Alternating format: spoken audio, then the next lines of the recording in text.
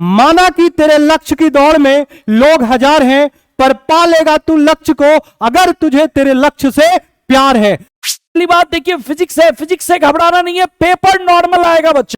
आपको करना क्या है, अगर आपको नीट का पेपर मिलता है तो सबसे पहले आप बायो का क्वेश्चन सॉल्व करेंगे। ज्यादा कुछ करने की जरूरत नहीं है, मैक्सिमम से मैक्सिमम आप लोग एनसीईआरटी कवर कर लीजिए। लास्ट समय है, आप ये ना सोचना कि अब जाकर हम जो एक्सेप्शनल केस है उसको जाकर थियोरेटिकल पार्ट को हेलो बच्चों, तो नीट का फाइनल पड़ाव आ चुका है और 7 मई को आपका एग्जाम है और उस एग्जाम को देने के लिए मेरी पूरी टीम आपको साथ देगी और आपको बताएगी कि फाइनली आपको क्या करना है इन बचे हुए दिनों में। तो मैं आपको एक एक करके सारे टीम से इंट्रोड्यूस करूंगा और साथ ही साथ में आप ये सारे टीचर आपको ये बताएंगे कि किस तरीके से आपको लास्ट के दिनों में पढ़ाई करने की जरूरत है। मैं आपको सारे टीम मेंबर को आपको बता देता हूं कि कौन कौन टीम मेंबर हमारे साथ हैं। और ये हैं हमारे बायोलॉजी के टीचर मिस्टर आशीष कुमार चौधरी, उसके बाद हमारे केमिस्ट्री के टीचर हैं और इनऑर्गेनिक के टीचर हैं मिस्टर रजनीश कुमार सिंह, उसके बाद हमारे फिजिकल के टीचर हैं मिस्टर एसके सुमन सर और फिजिक्स के टीचर हैं इंजीनियर अजय जायसवाल सर, उसके बाद हैं रंजीत आर्यन सर। ये सारे टीचर एक एक करके आपको फिजिक्स, बायोलॉजी और केमिस्ट्री का आपको प्रॉपर गाइडेंस देंगे। तो मैं एक एक करके अपने टीम को इनवाइट करता हूं। तो सबसे पहले वेरी एनर्जेटिक और वेरी मल्टी टैलेंटेड हमारे टीचर हैं फिजिक्स के मिस्टर अजय जायसवाल सर। तो आइए सर प्लीज और बच्चे को गाइड दीजिए। लास्टली सर ने बताया कि नीट के पेपर को कैसे करना है और लास्ट के दिनों में हमको कैसे ये समय को यूटिलाइज करना है, इस मैटर पे हमको बात करना है। सबसे पहली बात, आपके पास है बचे हुए 3 से 4 दिन। बच्चे 3 से 4 दिन है, 3 से 4 दिन में हम बहुत कुछ तो नहीं कर सकते, बट हाँ जो हमारी तैयारी है उस तैयारी को बिल्ड कर सकते हैं बहुत अच्छे तरीके से। सबसे पहली बात है कि हमारे पास, मैं किस चैप्टर को कैसे रिवीजन करो ये मैं बताऊंगा, लेकिन उससे पहले मैं बताऊंगा कि एग्जाम हॉल में क्या करना है। सबसे पहली बात देखिए, फिजिक्स है, फिजिक्स से घबराना नहीं है, पेपर नॉर्मल आएगा बच्चा, पेपर नॉर्मल आएगा। सबसे ज्यादा वेटेज इस बार मॉडर्न को होने वाला है। मॉडर्न से आपको क्वेश्चन टोटल नहीं भी आएगा तो 12 से 14 क्वेश्चन आएंगे। अब ये 12 क्वेश्चन को करना कैसे है, मैं पेपर को मैं बताता हूं पेपर करना कैसे है। सबसे पहला, आप फिजिक्स के लिए मैं यही गाइड करूंगा कि 45-50 क्वेश्चन जो भी है एक बार जरूर टाइम दे करके पढ़े। 5 मिनट लगेगा पेपर को पढ़ने में। आप सबसे पहले क्या करें, पेपर को एक बार रिव्यू करें, उसमें जो क्वेश्चन बहुत इजी है पहले उसको स्टार लगा के बना करके डन करें। उसके बाद अगर आप दूसरे सब्जेक्ट में जाते हैं तो ठीक है, अगर नहीं, अगर लास्ट में ही फिजिक्स उठाया तो पहले इजी क्वेश्चन को करिएगा, क्योंकि आपको पता है आप हो नीट के स्टूडेंट, कैलकुलेशन से लगता है आपको डर, इसलिए आप सबसे पहले इजी क्वेश्चन करेंगे, बाद में मॉडरेट मीडियम लेवल के क्वेश्चन जो है उसको करने की कोशिश करें। जरूरी नहीं है टफ क्वेश्चन मात्र 5 से 7 क्वेश्चन होगा, अगर आप उसको नहीं भी छूते फिर भी आपका सिलेक्शन पक्का है। ठीक है, तो पेपर सबसे पहले इजी करेंगे, उसके बाद मॉडरेट, और उसके बाद समय मिलता तो उसको टाइम देना है, नहीं तो टाइम नहीं देना है। अभी रही बात कि हमें कौन सा चैप्टर रिवीजन करना है, अभी के कम दिनों में सबसे पहला क्या रिवीजन करना है बच्चा, सबसे पहले आपके पास है मॉडर्न फिजिक्स। सबसे पहले मॉडर्न फिजिक्स, मॉडर्न फिजिक्स को करना बहुत ही जरूरी है। सबसे पहले मॉडर्न फिजिक्स को करना बहुत जरूरी है क्योंकि इससे क्वेश्चंस बहुत ही ज्यादा आने वाला है। दूसरा, मॉडर्न फिजिक्स के बाद आपको यूनिट डायमेंशन नहीं छोड़ना बच्चे, इसको लाइट में लेते हैं बच्चे, नहीं छोड़ना बिल्कुल नहीं। हर एक साल रिकॉर्ड है 3 क्वेश्चंस आते हैं और ये 3 क्वेश्चन बोनस मार के देते हैं क्योंकि क्वेश्चंस बहुत ही इजी रहता है मॉडर्न ये यूनिट एंड डायमेंशन का। तो सबसे पहला चैप्टर मॉडर्न को अच्छे से रिवीजन कर लेंगे, यूनिट डायमेंशन को अच्छे से रिवीजन करेंगे। तीसरा चैप्टर पिछले एग्जाम में भी आपने देखा होगा कि motion in straight line and motion in plane से ना चाहते हुए नीट ने 3 क्वेश्चन पूछ लिया, तो इतना आसान क्वेश्चन कि कोई भी बच्चा सॉल्यूशन कर सकता है, केवल उसका थोड़ा सा नॉलेज चाहिए। तो इसलिए यह भी चैप्टर नहीं छोड़ा जा सकता है। तो कुल मिला के हमारे पास मॉडर्न फिजिक्स, यूनिट डायमेंशन और मोशन इन स्ट्रेट लाइन और मोशन इन प्लेन यानी काइनेमेटिक्स चैप्टर आता है। इसके बाद करंट इलेक्ट्रिसिटी को भी नहीं छोड़ा जा सकता, इससे भी क्वेश्चन 3 से 4 आते हैं ईच एंड एवरी ईयर्स। ठीक है, इलेक्ट्रोस्टेट अगर करेंगे तो ग्रेविटेशन अपने आप रिवीजन हो जाएगा, ये बात आपको पता है, इसलिए इस चैप्टर को रिवीजन किया जा सकता है। रिवीजन कैसे करना है, अब ऐसा नहीं कि बुक उठाए खोल के पढ़ने के लिए बैठ गए, नहीं, शॉर्ट नोट्स जो आपने बनाया था 2 साल के पीरियड में, 1 साल के पीरियड में, उस शॉर्ट नोट को रिवीजन करना है, केवल फॉर्मूला बेस्ड को। कुछ क्वेश्चन देखने, जो क्वेश्चन आपको टफ लगा था उसको एक बार जरूर देख लीजिएगा। ठीक है, जनरल रिवीजन इसी टाइप से करना है, पूरा पेपर पढ़ने का समय नहीं है, पूरा क्वेश्चन करने के समय नहीं है, आपके पास बहुत ही कम समय है, बहुत कम समय को को यूटिलाइज करना है, और यूटिलाइज करने के लिए वो चैप्टर को पहले करना बहुत जरूरी है जिससे ज्यादा क्वेश्चंस आएंगे। तो इसलिए जो मैंने कुछ और चैप्टर का नाम बताया, modern physics, unit dimension, motion in straight line यानी कि काइनेमेटिक्स, उसके बाद जो है बच्चा ध्यान से भी ऑसिलेशन को नहीं छोड़ना है, वेव्स एंड ऑसिलेशंस, बहुत इजी क्वेश्चन आते हैं, इससे भी बहुत आसान क्वेश्चन आते हैं, इसको भी करना है, ठीक है।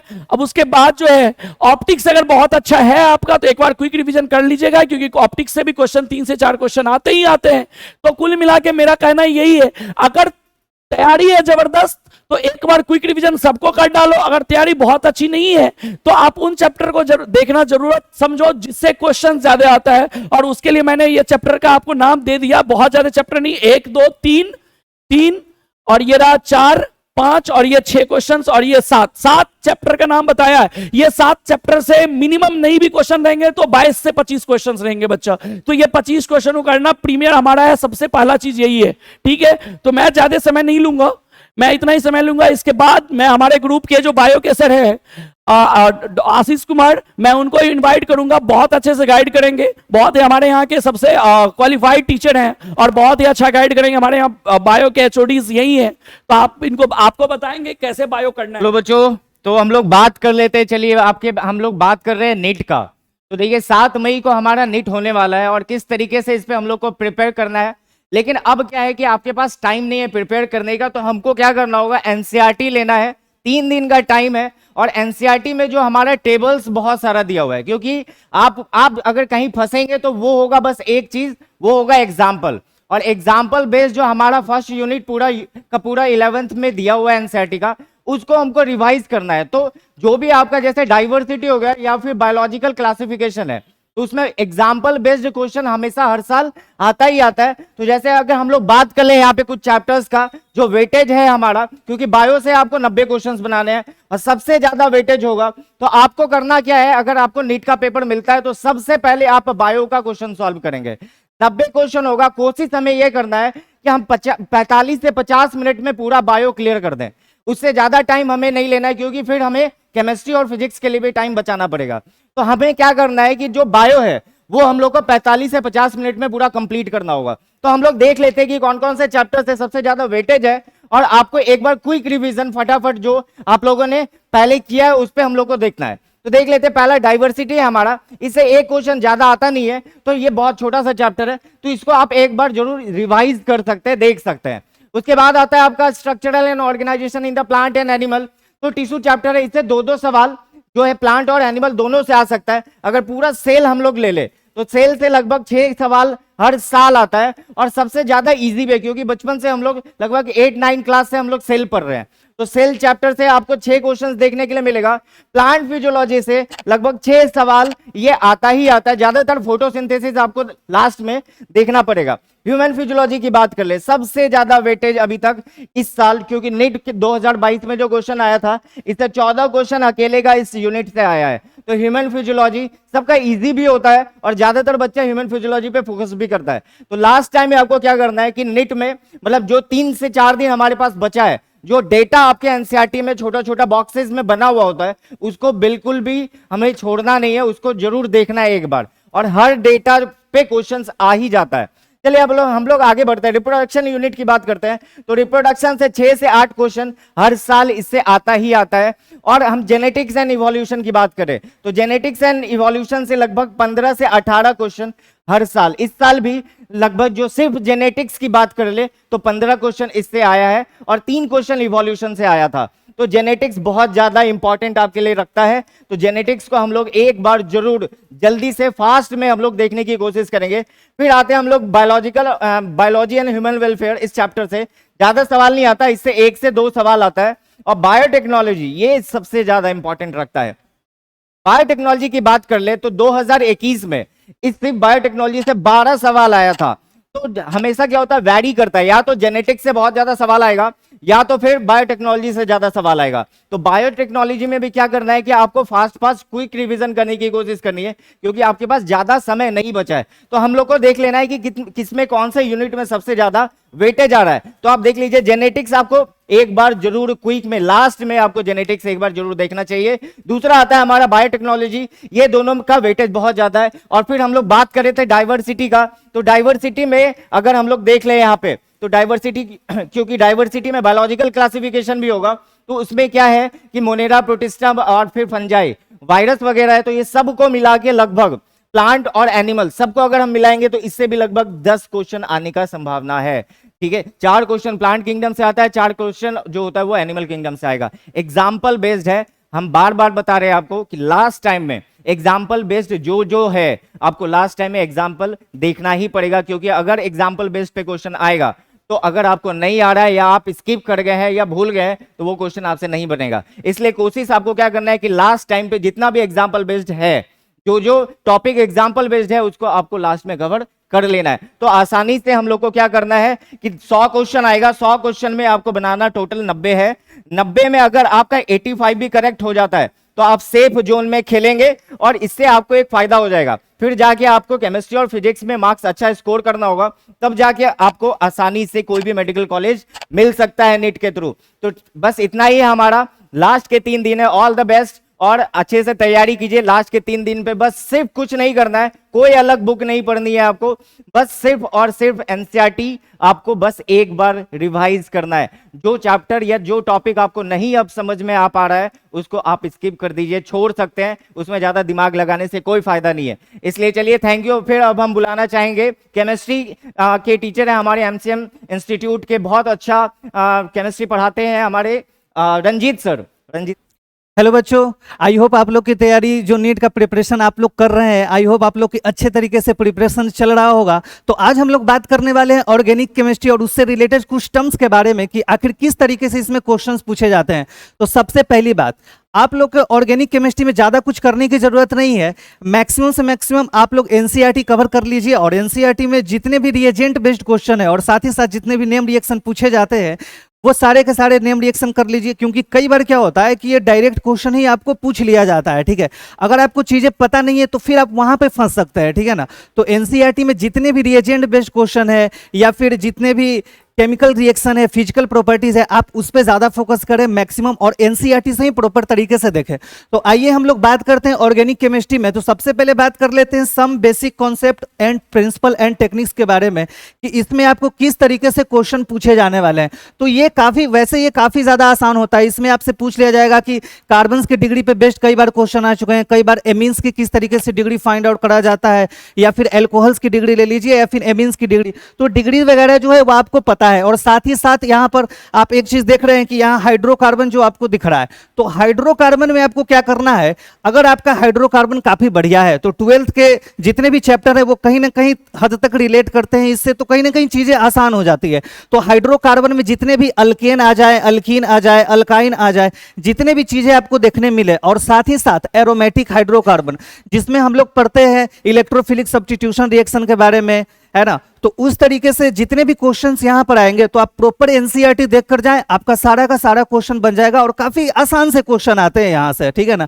अगला है इन्वायरमेंटल केमिस्ट्री और एक है इधर बायोमोलिक्यूल्स, पॉलीमर्स और केमिस्ट्री इन एवरीडे लाइफ। कई बार क्या होता है ना बच्चों की, कई बार ऐसा होता है कि हम लोग पूरे साल तक पढ़ते रह जाते हैं पूरे के पूरे reaction mechanism like haloalkanes, haloarenes, alcohols, phenol ether, aldehyde ketone, ये सब चीजें जब पढ़ते रह जाते हैं तो जो थ्योरेटिकल पार्ट है उसको हम लोग स्किप कर देते हैं, छोड़ देते हैं। और कई बार ऐसा देखा गया है नीट में भी, इनफैक्ट जो आगे अभी जो रिसेंटली सिलेबस चल रहा है, इनफैक्ट आप जेईई मेंस के बारे में बात कर लीजिए तो वहां पर भी कई बार ऐसे क्वेश्चन पूछे जा रहे हैं, जो रिसेंटली क्वेश्चन पूछे जा रहे हैं, तो वो जो थियोरेटिकल पार्ट है biomolecules, polymers, chemistry in everyday life, यहां से डायरेक्ट ही क्वेश्चन पूछा जाता है। ठीक है, तो आपको कुछ नहीं करना, एनसीईआरटी में जो भी लाइन दिया है ना, खास करके बोल्ड लाइन जो काफी डार्क कलर में दिया गया है, उसको तो आप अच्छे तरीके से करेंगे ही। उसके अलावा आपके टीचर जो नोट्स वगैरह बनाए हैं आप उसको अच्छे तरीके से फॉलो करें। आई होप कि आपका उसके बाद नंबर काफी बेहतर आने वाला है। अभी आते हैं यहाँ पर हेलो एल्केन्स और haloarenes, alcohol, phenol ether,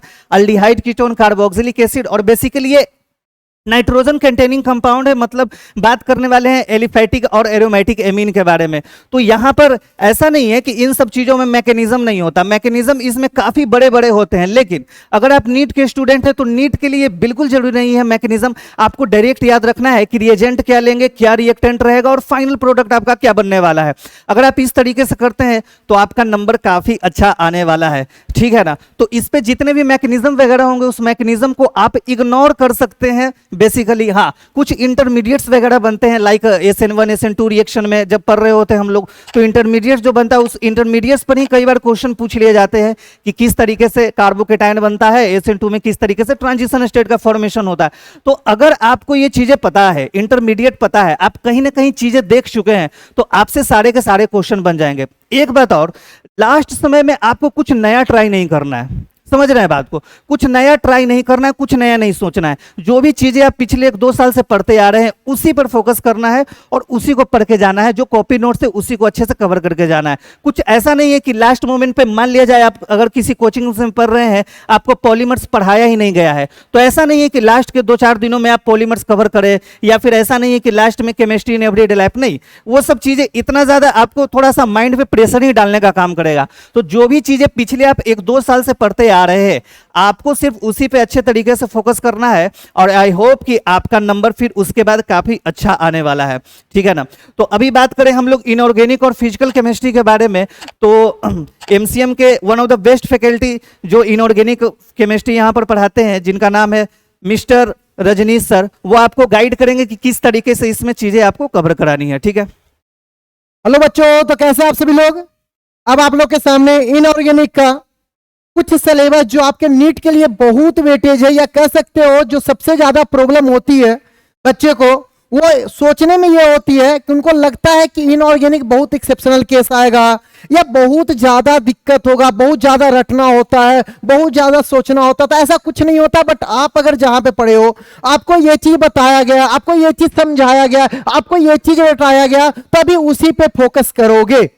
अभी इसमें कोई चेंजमेंट ना करने का कोशिश करना, लास्ट समय है। आप ये ना सोचना कि अब जाकर हम जो एक्सेप्शनल केस है उसको जाकर थियोरेटिकल पार्ट को समझे, तो ये आपके लिए बहुत हानिकारक होगा। तो आपको जिस प्रकार से आपने इनऑर्गेनिक को पढ़ा है, जिस प्रकार से आपने इसका प्रैक्टिस किया है, जिस प्रकार से आपने इसका शॉर्ट नोट्स बनाया है, ये सारे के सारे आपके लिए बस एक रामबाण का काम करेगा, जो आपको नीट को क्वालिफाइड करने में बहुत ज्यादा मदद करेगा। तो जो आपने पढ़ा होगा उसमें आपको बताया गया होगा कहीं से भी, तो आपको हम बताते हैं कि सबसे ज्यादा जो वेटेज आपको मिलेगा इनऑर्गेनिक का, उसमें से कोऑर्डिनेशन कंपाउंड से फिक्स है 2 से 4 क्वेश्चन पूछे जाते हैं। 2 से 4 क्वेश्चन बहुत इजी रहते हैं। बहुत जगह पे इसका गलती से अगर पूछ दिया तो नोमेनक्लेचर पूछ देगा, नहीं तो बेटा ऑक्सीडेशन नंबर या कोऑर्डिनेशन नंबर से क्वेश्चन आता है। उससे ज्यादा बीवीटी बीएससीपीआर पे फोकस ज्यादा मत करना, एक बार पढ़ लेना, एक आध बार पूछा गया है वो क्वेश्चन। इसके बाद बात करते हैं कि जो सेकेंड टॉपिक है वो डी एंड एफ ब्लॉक के जो एलिमेंट है ना, उसमें जो कलर फ्रेगमेंटेशन है वो बहुत इंपॉर्टेंट में से एक है। डायरेक्ट आपसे पूछ देता है, किसी भी एलिमेंट का कलर आपसे पूछ सकता है, और यहां से ही लोग को बहुत ज्यादा वेटेज इसका 5 से 6 क्वेश्चन का वेटेज इसका होता है। इसके बाद बात करते हैं पी ब्लॉक का।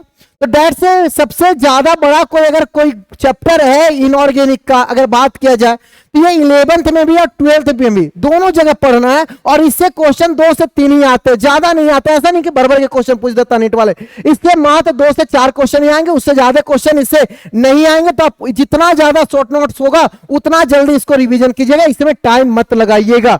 इसके बाद आपके पास आइसोलेशन ऑफ एलिमेंट्स आता है। आइसोलेशन ऑफ एलिमेंट्स में से आप इंस्ट्रक्शन पार्ट को मत भूलिएगा, उसको याद रखना। उसके जो और होते हैं, उसके जो फॉर्मूला होते हैं, वो केमिकल नेम, केमिकल फॉर्मूला बहुत इंपॉर्टेंट होता है, उससे डायरेक्ट क्वेश्चन बनता है।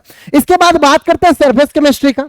तो सरफेस केमिस्ट्री में भी आपको जितने जो पार्ट होते हैं, इससे कोई बेटे नहीं, बेटा 1 से 2 मार्क्स के क्वेश्चन आते हैं, और ये जो है आपके लिए बस क्विक रिवीजन करते जाना। आपके पास अब इतना टाइम नहीं है कि आप लो चैप्टर को बैठ के बनाओ पढ़ो, ऐसा टाइम मत करना। अब जितना शॉर्ट्स हो सके उतना शॉर्ट्स रिवीजन करना।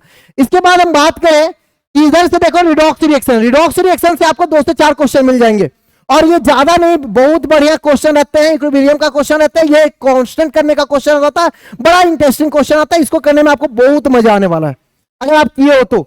इसके बाद एस ब्लॉक, इसका बेटे एक क्वेश्चन 2 क्वेश्चन वो भी हम बता देते हैं कि फ्लेम कलटेशन उठा के देता है। जैसे आपसे लिथियम का फ्लेम कलटेशन पूछ सकता है या फिर आपसे सोडियम का पूछ सकता है। इस प्रकार के आपसे फ्लेम कलटेशन यहां से क्वेश्चन उठ के आता है। तो ये तो रही बात इनऑर्गेनिक की। बात करते हैं थोड़ा सा फिजिकल की। थोड़ी सी फिजिकल के स्तर का तबीयत इशू है और तबीयत इशू के कारण वो नहीं आ पाए हैं। तो आज हम आपको फिजिकल का जो है वो चीज बता देते हैं। आपको एक एक पॉइंट उनका थोड़ा सा जो भी पार्ट है हम आपको बता देते हैं, कवर करवा देते हैं। आप उस चीज को फोकस करें ना और वहां से भी आपका मार्क्स बहुत बेहतरीन उठ के आएगा। एक एक केमिकल काइनेटिक्स बेटा, इसका जो रिएक्शन है first order reaction, zero order reaction, ये सारे जो रिएक्शन है ना मोस्ट इंपॉर्टेंट में से एक है। नीट में हमेशा इस ऑर्डर रिएक्शन से आपको 2 से 4 क्वेश्चन डायरेक्ट वे में आता ही आता है। इसके बाद बात रहा इलेक्ट्रोकेमिस्ट्री का। इसमें बेटा सेल डिवीजन, सेल फॉर्मेशन जो भी है ये सारा चीज आपके लिए मोस्ट इंपॉर्टेंट में से एक आता है। इसके बाद बात करते हैं सॉल्यूशन का। तो बेटा सॉल्यूशन से तो उतना ज्यादा वेटेज नहीं है, लेकिन एक चीज वेटेज है वो है आपको ऑस्मोटिक प्रेशर, और वो बहुत अच्छा तरीका से यहां से पूछता है। सॉलिड स्टेट में आप सबका डायमेंशन, आपके जो डायमेंशन होते हैं ये फिर क्यूबॉइड वाले जो शेप हैं, ये सारे जितने जो स्ट्रक्चर हैं उसके बेसिस में उसका एंगल, उसका एजेज आपको पता होना बहुत जरूरी है। बात करते हैं इसके बाद इक्विलिब्रियम का। इक्विलिब्रियम से तो वेटेज बेटा 3 से 4 क्वेश्चन का। ये 3 से 4 क्वेश्चन यहां से फिक्स से पूछेगा। इक्विलिब्रियम और थर्मोडायनेमिक्स मिला के 8 क्वेश्चन के लगभग में पूछता है और ये बहुत ज्यादा इंपॉर्टेंट में से होता है। इसके बाद स्टेट ऑफ मैटर्स की बात करते हैं। स्टेट ऑफ मैटर में जितने जो गैसेस लॉ हैं, जो बॉयल्स लॉ हो गए, ये सारे लॉ जितने जो लॉ हैं इससे डायरेक्ट आपके क्वेश्चन उठ के आते हैं। इसके यही होता है कि आपको लैंग्वेज में दे देता है, आप प्रॉब्लम में पड़ जाते हो तो आप उसको बहुत अच्छे तरीका से पढ़ना, और जितने अच्छे तरीका से पढ़ोगे उतने अच्छे तरीका से इसको तुम सॉल्व कर पाओगे। केमिकल बॉन्डिंग से अच्छे खासे क्वेश्चन आता है, 4 से 6 क्वेश्चन यहां से आता है और ये बहुत इंपॉर्टेंट होता है आपके लिए, क्योंकि ये बहुत इजी लेवल पे होता है और बहुत आसानी से आपको पार करवा सकता है। इसके बाद क्लासिफिकेशन ऑफ एलिमेंट का जो बात करें कि बेटा क्लासिफिकेशन ऑफ एलिमेंट का, तो ये अगर बात किया जाए तो इनऑर्गेनिक का है, या कह सकते हो कि बहुत बेसिक सा चैप्टर है और यहां से बेटा क्वेश्चन का वेटेज नहीं है। 1 से 2 क्वेश्चन हार्डली से हार्डली पूछता है, वो भी बहुत रेयर टाइम में पूछता है। स्ट्रक्चर ऑफ एटम से बेटा यहां से आपको 2 से 4 क्वेश्चन स्ट्रक्चर ऑफ एटम से आपके आ जाते हैं। खास करके याद रखना स्कॉन्डिंजल इक्वेशन से भी क्वेश्चन आते हैं। स्कॉन्डिंजल इक्वेशन को यहां से मत भूलना। और उसके बाद जो भी है आप इसको, अगर आपके पास पूरा टाइम है तो आप इसको पूरा तरह से पढ़ लो, अच्छे से रिवाइज कर लो। एक चीज याद रखना, इनटेक्स्ट क्वेश्चन बनाना मत भूलना। अगर आपके पास टाइम है, अभी 2-3 दिन टाइम है, तो आप अगर क्विक रिवीजन कर रहे हो तो इनटेक्स्ट क्वेश्चन जरूर बनाना बेटा। और अभी हम लोग अपने जो मेरे एमसीएम का जो डायरेक्टर हैं उनको मैं इनवाइट करता हूं। तो बच्चों कैसा लगा? सबसे पहले सभी टीचर को थैंक यू, आप लोग एकदम कमेंट में भर दीजिए। और मैं एक बार लास्टली सारे टीचर को मैं बुलाना चाहूंगा फ्रेम में, तो प्लीज सर आप सभी लोग एक बार फ्रेम में आ जाइए और हम लोग लास्टली बच्चों को ढेर सारा आशीर्वाद देंगे और प्यार तो हमेशा बना ही रहता है बच्चों के साथ। देखिए मैं एक शब्द लास्टली आपको बताना चाहता हूं, ठीक है? एक शब्द लास्टली मैं आपको बताना चाहता हूं, वो आप ध्यान में रखेंगे।